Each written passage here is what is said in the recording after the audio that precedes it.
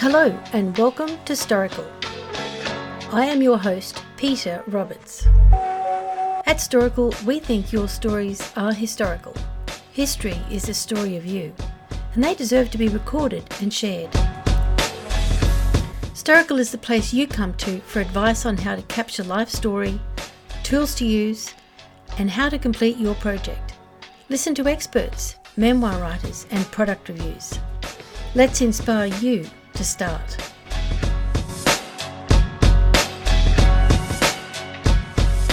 Hello and welcome to episode 13 of Historical.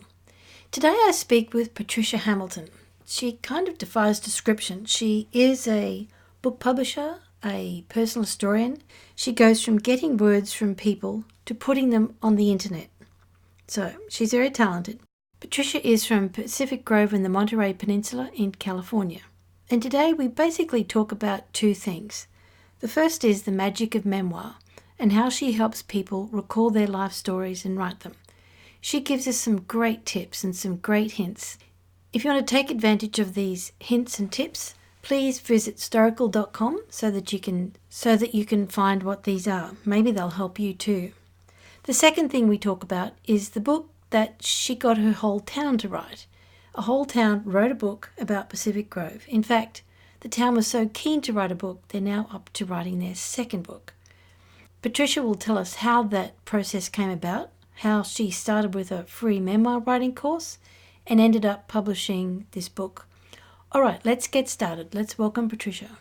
Let me welcome Patricia Hamilton to Historical. She is owner and CEO of Park Place Publications and Keepers of Our Culture imprint. Welcome to the show, Patricia. Thank you very much for having me. Patricia, can you please tell me your job title? Depends on what hat I'm wearing that day. This morning I was busy plotting the storyline for a local writer who's doing a retrospective of his life. And I've sent 2 books to Amazon for printing and uploading. And so I go from getting the words from the client to putting them on the internet if they want. And can you capture that in a title for yourself? Do you call yourself a personal historian or life story professional or author, writer, publisher, or all of those? Yeah, it depends on who I'm talking to. Which client is sitting in front of me. I am a personal historian and I'm a publisher, a book publisher. I've been doing that for 35 years and I really like that, especially with the digital easiness of it these days. Patricia, tell me, how did you become interested in life story? It was just my destiny, Peter. Looking back, when I was 16, I took journalism because I didn't want to take chemistry or something like that, and ended up as the feature editor on the high school newspaper. And I didn't know what to write about, so I invented a questionnaire of, what's going on today. And I would just walk the halls and randomly ask students, ones I knew and didn't know, their answer to the daily question, which might be about the football game that night or food in the cafeteria. And so that was my first approach at it, and I went through a career as a certified accountant and got my degree in philosophy and did a lot of things, and somehow just gravitated when I had more time and didn't have to make a living or raise a family, gravitated towards publishing people's memoirs. A friend asked me that actually if I could do it for her. She was a 9th generation here in Monterey. And it just seemed right, and I love people, and our work is a lot on the computer, so a chance to get out and talk to people, and it really works for me. I love it. That's great. So you've recently published a book. Can you tell me about the book? What's the title of the book? The title of the book is called Life in Pacific Grove, California, which is where I live. And the subtitle is, Personal Stories by Residents and Visitors. So it's the 7th book I've done of the same type I started in high school, asking people's questions and writing down their answer and publishing it. I was giving free memoir classes at the library. And I said to one of the fellows in the class, who was one of my book clients. I had published a graphic novel for him. I said, gosh, these stories are so great. They should be in a book. But I can't do it without illustrations. Well, he was an illustrator, and he volunteered to do the illustrations. So Oh, I knew that right then and there I had to do it. I knew what a tremendous thing I had in front of me was.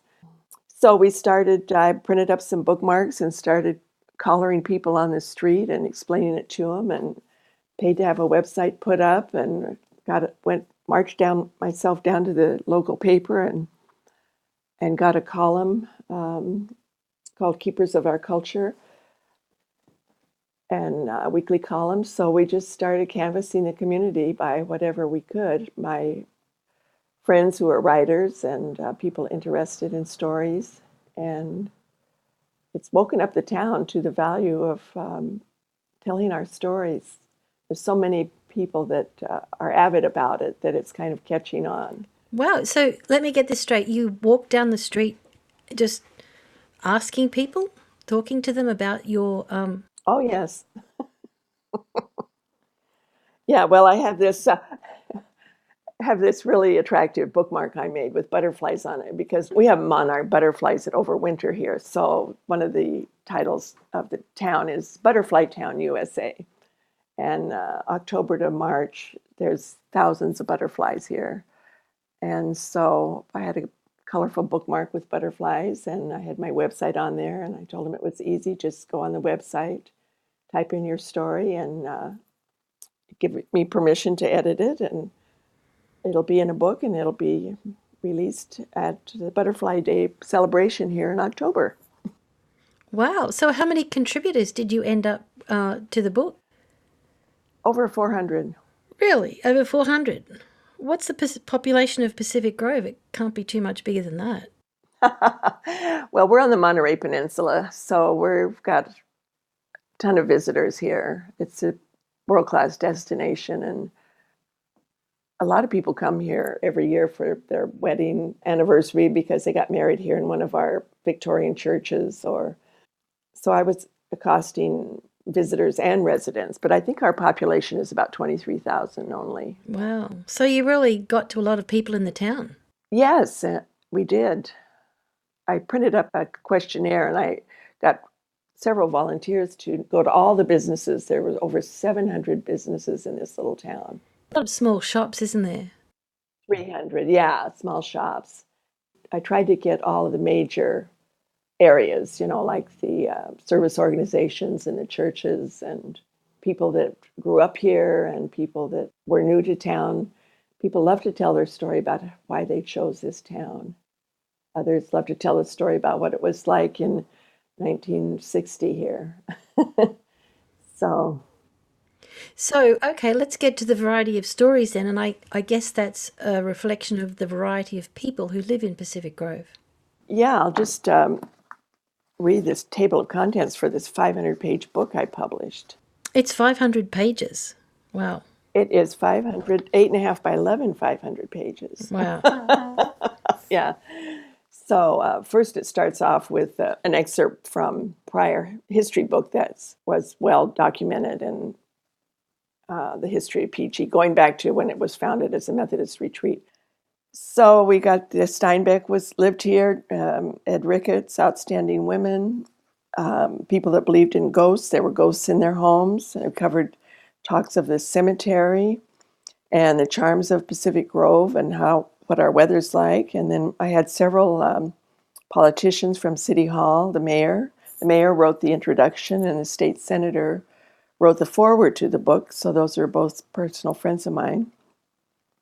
And then some of the topics were what brings you here, how you found your house, people living at the Canterbury Woods, which is senior center here, and then a leisurely stroll through neighborhoods. We had several people talk about how great their neighbors were, and a lot of people talking about animals, wildlife, feral and pet animals. And then we have 3 different animal rescue and adoption organizations right here in town. One is for older animals, older dogs. So, and then the other 2 are for all animals. And then we have an amazing amount of events here, good old days and butterfly days. And so then we used to have trains here. They're gone now. And the recreation trail by Monterey Bay is over the train tracks. They're hidden, so people just don't know these things. So, Oh, I didn't know there was a train down to Monterey. yeah, there was. There used to be a sand plant here out on the end of the peninsula. And the trains would take the sand up to San Francisco, and they make glass out of them. I heard some of the sand was actually even shipped to Japan. I'm not sure about that, though.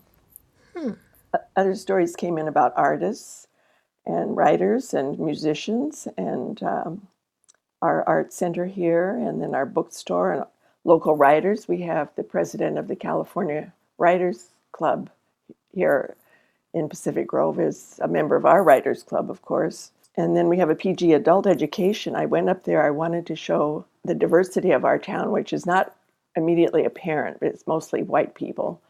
Up at the adult center, they have English as a second language department, and there are people there from 29 countries around the world.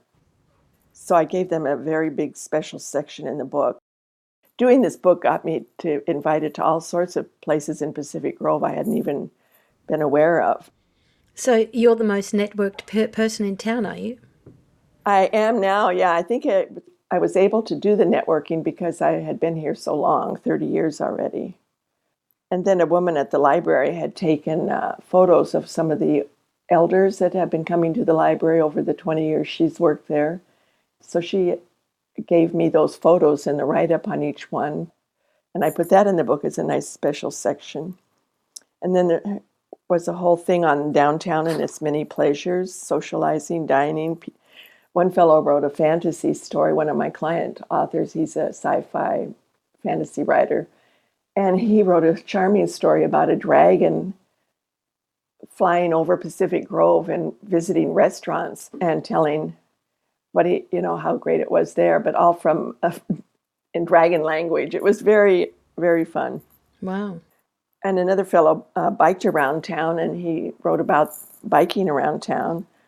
And then we've had movies made here, so that got a little section. People that met some movie stars they liked. Tom Hanks was here, and that one about the dog that he did, that was filmed here.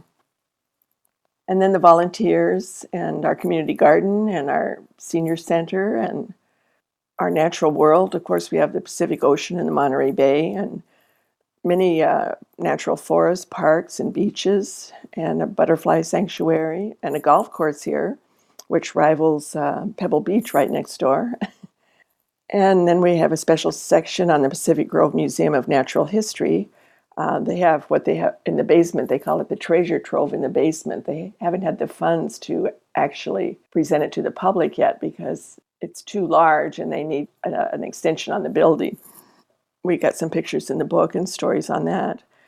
And then one woman who loves to walk, she volunteered and did a 30-page entry on all of our little free libraries here. I don't know if you have noticed those around your town, but it's a national phenomena. You can buy the kits if you go on littlefreelibraries.com or something like that. People put them in their yards right next to the sidewalk, and it's a take one, leave one thing. You open the little door to their little box there, wooden or whatever it's made out of, painted. We have ones that look like red English telephone booths and a French flower card and their own house. And so she counted 32 little free libraries in Pacific Grove. So that's a nice walking tour to get around town and see what people, read in this town. Wow, that sounds unbelievable.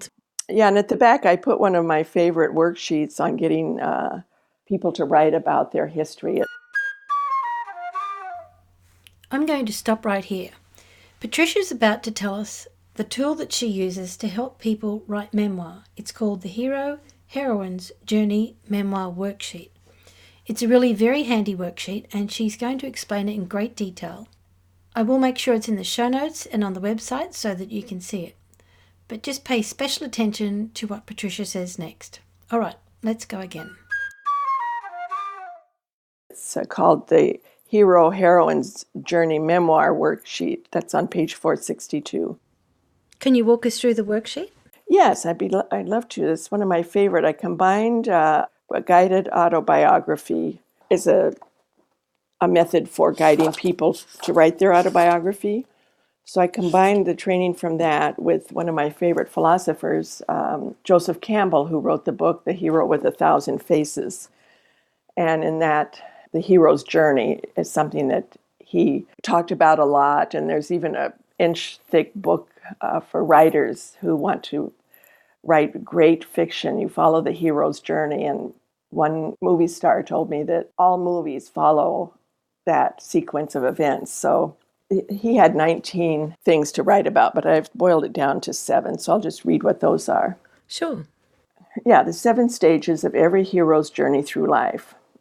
Part 1, describe a difficult challenge that you faced successfully. But we all face difficult challenges at many times in our life. I mean, as a child, think about learning to drive. That's a difficult challenge. Mm-hmm. Or, passing your certification on any of your jobs, things like that. So you just describe a difficult challenge that you faced successfully. Mm-hmm. Then you start writing about it. Number 1, the ordinary world. This is who you are before your present challenge began. Describe, oblivious of the adventures to come, your safe place, your true nature, capabilities, and outlook on life. Describe who you were before the challenge. That's the ordinary world. Number 2, the challenge arises, your call to adventure or action. Then you receive a call to action, perhaps a threat to your family, your way of life, or to the peace of the community where you live. It may be a dramatic call, such as being fired, or a phone call, or conversation that ultimately disrupts your comfort zone to prevent a challenge. List who, what, where, and when. Question 3, initial reaction and rising to the occasion. Although you may be eager to solve your problem, you may have fears that need overcoming, doubts about whether or not you are up to the challenge. This is all in Joseph Campbell's kind of lingo. I paraphrased it for our purposes. You may remain for a time in your comfort zone, but at this point, you have some insight, meet someone, or learn something that gives you the confidence, dispels your doubts and fears, and propels you into committing to take action. List your doubts and fears and what happened to propel you to take action. Number 4, now you investigate and begin to experience all aspects of your challenge facts you need to know, skills you may need to, if not master, have a working knowledge of. Understand the people involved, helpers or opponents, are on your way to conquering your challenge. Tension can build and major obstacles may bring up old doubts. Describe how you approached and gathered what you needed to succeed. Number 5, turning points. At one point, you reach the defining moment, the high point of your journey and your story. It may be facing your greatest fear or foe. Perhaps only an aha moment or an epiphany will give you the greatest power and insight to draw upon all your skills and experiences to set your world right or fail. Describe the high point moment when you knew if you persevered, you would win. Number 6, reward and relief. After overcoming your challenge, you enter a new state of awareness, emerging as a stronger person, perhaps with a prize. It may be an object of great importance or power, a secret, greater knowledge or insight, or even reconciliation with a loved one or ally. Describe your feelings when the challenge was met. What was it that you learned about yourself and your abilities to overcome it? Number 7, final one, returning to quote-unquote normal life. This is the final stage of you, the hero, the heroine's journey in which you return to your ordinary world, a changed person. You have grown as a person, learned things, faced many challenges, and look forward to the start of a new life. You may bring fresh hope to family and friends, a direct solution to their problems, or perhaps a new perspective for everyone to consider. Your final reward may be a cause for celebration, self-realization, or an end to strife.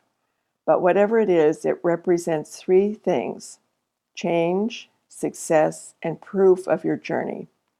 Ultimately, you, the hero or heroine, will return to where you started, but things will clearly never be the same again. Write down things that happened in your new ordinary world. Describe how your life changed. And the final question: what is one thing you learned about yourself through this writing exercise? Well, that's really comprehensive. I like the way it guides people through it. How did you use this as a tool? Was it for the contributors to the book? Well, it actually was the basis for doing the book in the first place. As I said I was giving memoir writing classes, and this was the worksheet that I used when those fabulous stories came out. They prompted me to do the book, so that's why I put it in the book. Reason I love memoir so much, Peta, is I can see those people's faces now. I advertised free memoir writing classes at the library. Several people came. We had actually a full house. It was only holds 15, this little room. And several were hesitant, and a couple said, I'm not a writer. I don't even know why I'm here. And others said, well, I don't know what to write. I mean, a lot of misgivings of the people coming through the door. And I said, just relax. I'm going to give you some guided instruction, and we're going to have fun. So by, introducing the subject and getting people to introduce themselves around the table, they all had a name tag, and give a little bit about their life in Pacific Grove and who they were. We didn't take too long because we only had 2 hours. And then I passed out the worksheet, and I said, I had already prefaced it with the what we were going to be writing about was how we overcame some things that meant a lot to us. And everybody wrote. I let them write. It's a small worksheet that you fill in, and then later on you can go back. And then a lot of people, most people wanted to share, but there were 2 or 3 that didn't. But I tell you, when they walked out that door, their faces were softer. They were all so happy. I know that's the sharing of the magic memoir writer teachers use, sharing. This, story connects us. And I was reading an article the other day about it connects our cells in a way we're not even aware of. It actually has a physical effect on our bodies. It keeps us healthier. So can you give examples of the kind of obstacles that people wrote that they had to overcome? Listeners, just to be clear, that was my dog you heard growling in the background. He likes to look out the back window looking for squirrels. Sorry about that. Oh, one woman wrote about leaving her husband. She stayed with him way too long and finally got the courage. Mm-hmm. And she was a little fireball. So she was very happy about making that decision and getting through it. She didn't think she would, but she had friends that helped her. And, when people ask for help, it comes. Wow. Another woman was in a job she didn't like, and she wanted to be a nurse in the worst way. Mm-hmm. And one day that opportunity opened up for her, and she went back to school. I think she was 40-something, and got her nursing degree, and now she's a nurse, but she's still going to school. I think she's 50-some. Everyday things that we face and call them problems, but they're actually things that make us stronger, get us better, and give us some help in the future that we can't foresee when we don't want to be dealing with them. Right, and I guess memoir, it has that capacity to encompass both the negative and the positive in our life. Yes, I think that's what I like about the worksheet. When you're faced with something, we all want to call it bad, but that's just a temporary reaction. Of course, it's natural too. But then we have to start changing our brains around and say, okay, how am I going to get through this? And it turns out we get stronger by having to do that. Right. The thing about memoir, too, is we often don't think about challenges we've met and things we've overcome. We just are faced with new and keep going. We kind of motor through life without a lot of reflection. But memoir can teach us so much about ourselves. One example of that was a woman, she's 65 now and married children, and she wrote about her childhood and how in school she was sickly, and then later on she got cured of something. And while she was sharing her story, a little light went off in her mind, and she says, I always felt like I was a sickly child, but it was that disease that caused me to be like that. It changed her life now from what she went through when she was 7 and 8. So that reflection time allows people to look at things through a different lens, through an adult lens, perhaps during things that happened in their childhood. Yeah, another amazing thing was I was doing some research with my cousin. She had a lot of letters from her mother written to her dad when they were courting back in 1920. And she'd never looked at them before. I said, well, let's open them up and I'll scan them. We'll get them digitized and save them. You know, they're almost 100 years old now. And she read a letter from her mother, who was still living at home with her parents. She was like 16, to her dad, where the mother's father had pushed her down. They had been arguing, teenagers, and he'd pushed her and she'd fallen down the stairs and broken her back. And her whole life, she had to wear those herringbone corsets that aren't around anymore. But she could never be hugged because her back always hurt. And yet my cousin grew up thinking that her mother didn't love her very much. Oh. She started crying. I thought that mother left that message without even knowing it when she was 16. It was going to comfort her 80-year-old daughter. Wow, there's a lot of things that go unsaid, isn't there? So these stories, they have far-reaching. 100 years later, she's comforting her daughter who's 85. Yeah. It's amazing. The power of story. It's just amazing. I could go on and on, I think. Yes, I probably think you could too, because you've had so much experience in this area. So you started this community history. Do you call it a community history? A community history, yeah, you can call it that. I don't. What do you call it? Well, it was interesting about trying to get people to tell their story. They didn't even hear me say, I want your story. They said, oh, well, my neighbor Joe, he's been here since 45. He's really got the stories. Everybody assumes you want stories of your past. And I say, no, I want your story of today. That was one of my goals. One of the premises of the whole thing was stories of today. Mm-hmm. Because why wait till you're retired and can't remember facts? And everything that happens today is history tomorrow. Mm-hmm. But no matter how many times throughout the whole 6 months I was gathering stories, that was invariably the most common reaction. Oh, well, my life's too boring. Oh, I don't. Then, they'll tell me, just in general conversation, they'll tell me a story about this fabulous dinner they cooked with their grandson on Easter, and we had this and that. And I said, that's a story. Write that down. When he's got kids of his own, that'll warm his heart. It's just everyday stuff that we want to hear and read about.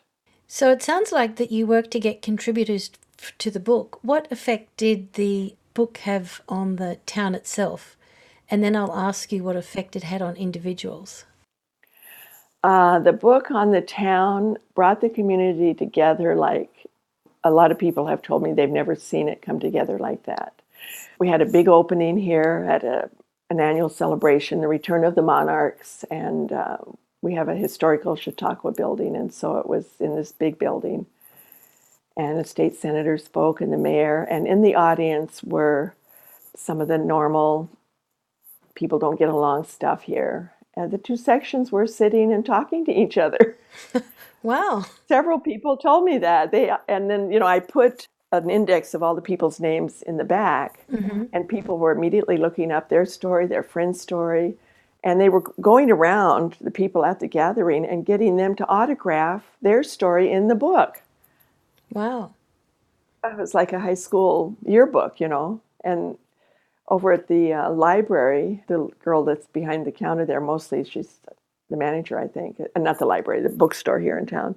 She said that for the couple of weeks right after the book signing, people were coming into the Bookworks to get more copies, and they all wanted her to sign their book. She was a celebrity. She was so happy.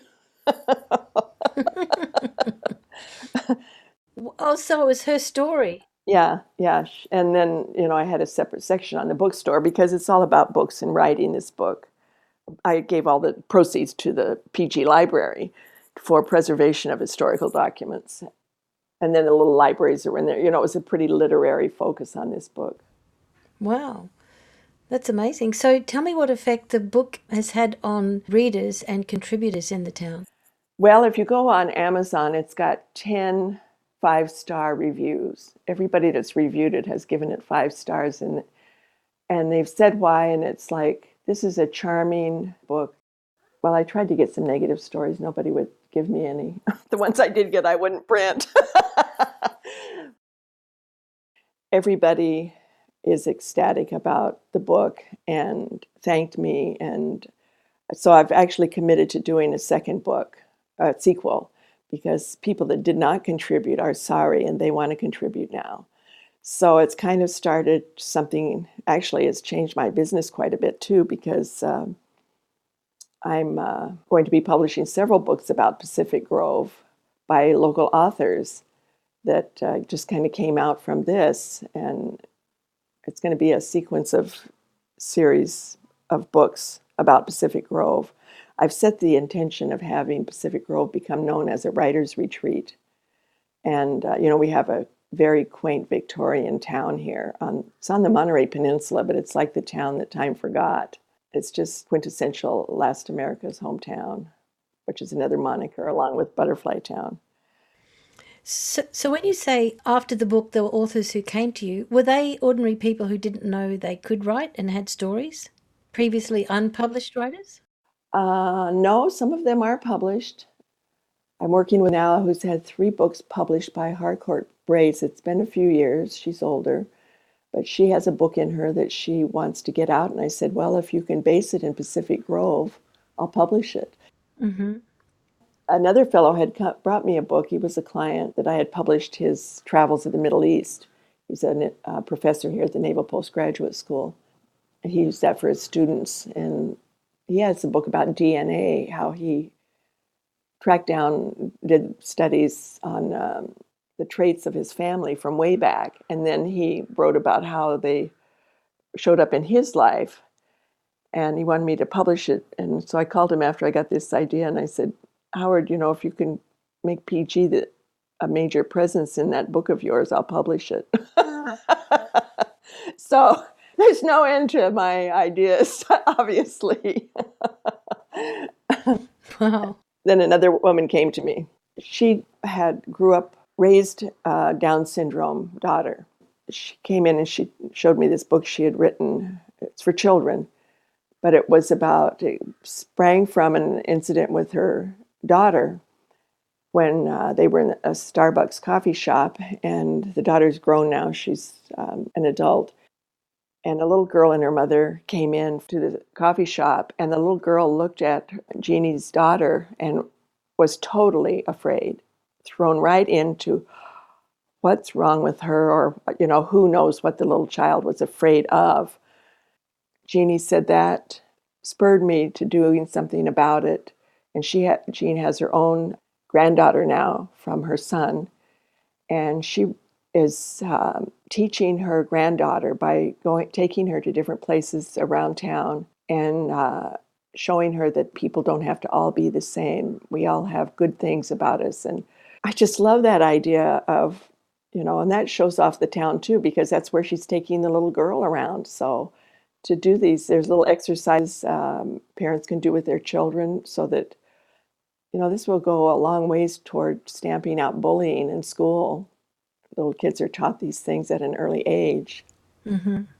I don't know. I'm having the time of my life, and I have to say it's all from that one memoir writing class I gave free at the library. It is unbelievable. Wow, that's amazing, isn't it? So have people contacted you about extending their stories and capturing memoir? Has that changed people's perception of their own stories? I've been contacted by people that have been thinking about it, writing a book. I think 2 of them are busy. The book just came out in October, so it's only been 3 months. So in 3 months, I know of actually 3 people I've given free consults to and got them going on, every book is different and every person, every writer. So I try to ferret out what they can work with, what will work for that type of story and person. And 2 people came to me with finished memoir. In fact, I just sent them to the printer today. They didn't know I was even in business. I haven't had to advertise because it's all been word of mouth for the last 10 years of my 35 doing it. So it's opened up my office door. I've got a lot lovely having the whole world walk through your door with all these amazing stories.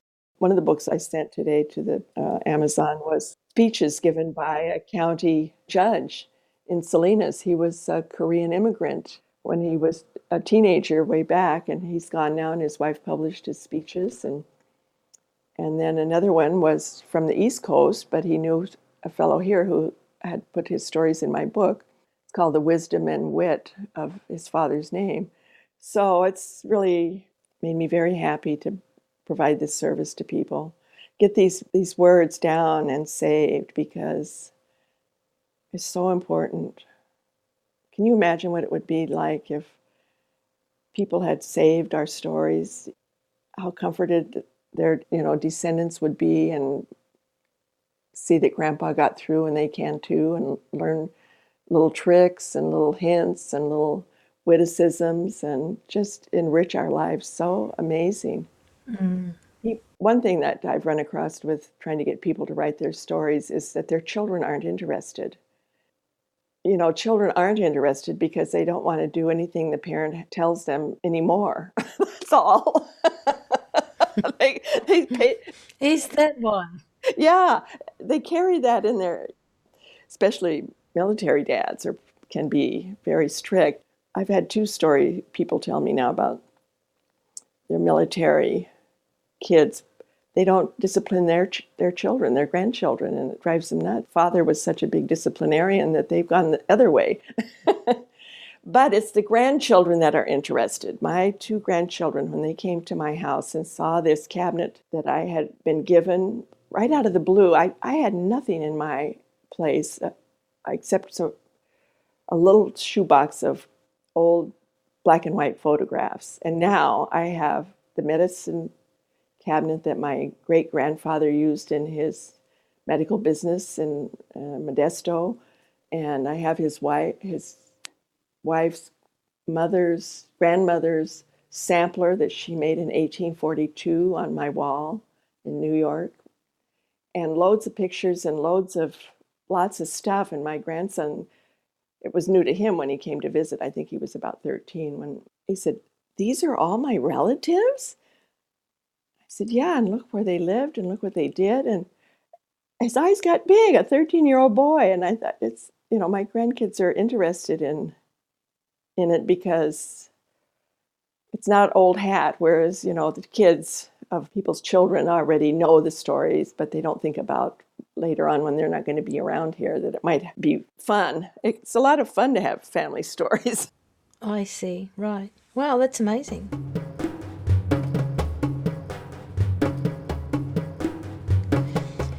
I was wondering if I could get your advice. What would you say to somebody in the audience who's been considering capturing life story and they haven't started? People think you have to figure it all out before you do anything. You don't have to figure anything out at all. Take a yellow legal pad, put it in a conspicuous place in your home or in your car if you spend time there. Walk over and write down a story that you want to tell. When I was taking a journaling class once, the woman, she said, pretend the thought police are coming in the morning, and tonight you have to write down all the memories you don't want them to take away because they're going to erase all your memory. Write down just a few words so that you'll know what story you were thinking about. Like, when I was 10 and Grandpa gave me that black panda. That's all you have to write down, just a few little words. And then someday when you're drawn to it, sit down and just look over the list, and one will jump out and say, write me today, and then you can write a little bit on that. So just little by little, people want to know, well, how do you organize? Get your stories all down, and they will tell you how to be organized. A woman came to me she'd been writing newspaper columns for about 40 years.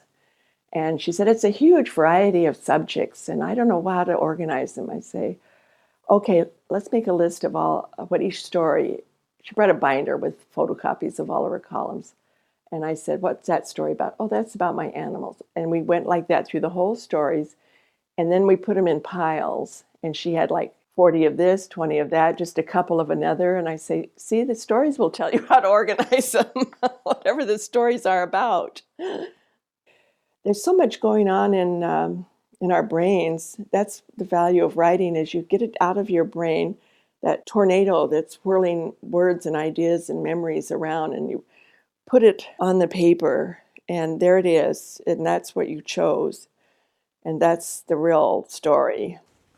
So being able to make a list of those kinds of stories or what's swirling around in our head, that helps as a guidepost for the future as well. Yeah, if you keep everything in your head, it's not the way to write anything, because there's 10 choices if you choose, but the one you choose is, and get it out on the paper, then it starts more synapses firing in your brain and more memories coming up. And a lot of people say, well, I don't remember anything from my childhood. And I got a whole book out of a woman that way. You don't have to remember it before you write it down. Just write down one thought. The brain will pull up the rest. They're in there. It's not like they're not in there. They're just not top of mind. Right. Well, I think that's pretty good advice. Patricia, tell us where your business is located and what geographical locations do you cover? My business is located right downtown in Pacific Grove, California, on the Monterey Peninsula, which includes Carmel, Pebble Beach, Carmel Valley, Salinas, Monterey County, really. And I've had clients from all over the world, a few in Europe and Zambia. I wrote a travel guide for Zambia. I get clients that also drive down from San Francisco Bay Area, East Bay, and some even from Sausalito across the bridge. Wow, that's a long way. Yeah, well, they all say, oh, I'd love to go to Pacific Grove. Any excuse, I'm there. I said, okay, come on down. They come down for a consult, and I give a free 30-minute consult. And then, I say, call me or email me. I do answer, and we just keep moving forward to get their book out of them. So you're like a memoir writer coach. Yeah, I guess that's one of the hats I like to wear too. Fun. It's fun to help people. Yes, that's great. So tell us how the audience can connect to you after this show. Well, they can call me. Email is best. I prefer email. And that's lifeinpacificgrove@gmail.com. Or if you want to publish a book, it's publishingbiz@sbcglobal.net. Great. Now in there, you have a website? Website is lifeinpacificgrove.com. That's where you can submit your story for Life in Pacific Grove book number 2. Or you can read some of the stories. I think there's a link in there to my blog about stories here. Or if you're interested in book publishing, parkplacepublications.com. I have professional freelance editors and photographers and videographers that work for me and with me. So whatever service you're interested in, there's some information on the website about that. Wow, that's comprehensive. All right, thank you, Patricia, for being on the show today. Thank you very much for asking me. I've really enjoyed talking about memoir writing and the magic of memoir. Thank you for joining me in another episode of Storical. Feel free to let me know how you like Storical, either on iTunes or where you get your podcasts. Or you can email me, Peter, P-E-T-A, at Storical, STORYICAL.com. Never miss an episode by joining us at our website, storical.com. May Storical inspire you to story the historical, because it's never too soon to get started, but often it can be too late.